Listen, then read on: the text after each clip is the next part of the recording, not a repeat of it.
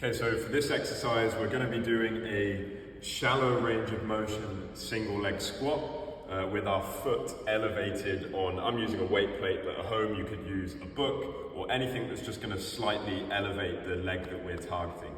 So often after a surgery, what we find is we get something called muscle inhibition, particularly in the quadriceps muscles.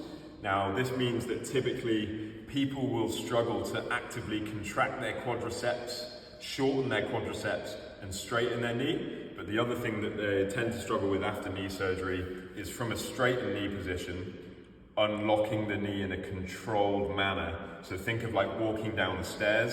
If this was my surgery side, often what we see is that they start to unlock the knee and then they've got no quad control when the quad is then being forced to lengthen, which means they can't control their knee bending, which is something really important to gain back. So this is an exercise that kind of actively works on both your ability to straighten your knee, but also your ability to actively control that knee bend through knee flexion, okay? So what I'm gonna do is I'm gonna set up with my hands on a wall for support, and I'm just gonna target my right leg on this, okay? So my right foot steps on the weight plate.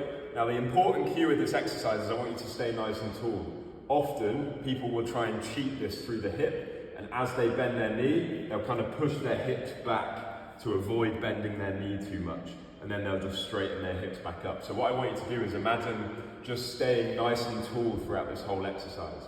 All I'm gonna do then is I'm gonna have my weight through my heel, and I'm gonna have a heavy heel as I just unlock my knee, tap my foot to the floor, and then I'm gonna push through my midfoot, which is this part of my foot here. So on the way down, heavy heel, and then to come back up, heavy midfoot. Not balls of your toes, but midfoot, okay? So I start here, nice and tall. I don't compensate through my hips. I unlock my knee, heavy heel, tap my foot to the floor, and then push through my midfoot to actively straighten my knee again. And you should get a good quadriceps contraction at the top here when you've got that knee actively extended.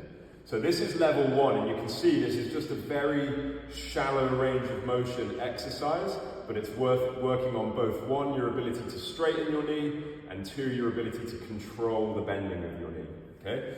If you want to then, if you get comfortable doing that, what you can do is just take this front foot out further in front, and that's going to mean you have to work through a larger range of motion. So you might start here. Once you're comfortable here, I'm going to take my foot a bit further out, stay nice and tall, heavy heel, touch my foot, and back up and straighten the leg. Again, I can take it even further out, heavy heel. You can see this is now improving my range of motion that I'm having to work through. So as you get comfortable in position one, just start experimenting by taking that free leg out further and further, and that's going to force you to control that knee bend through greater and greater range of motion, which will start carrying over into your ability to walk down the stairs.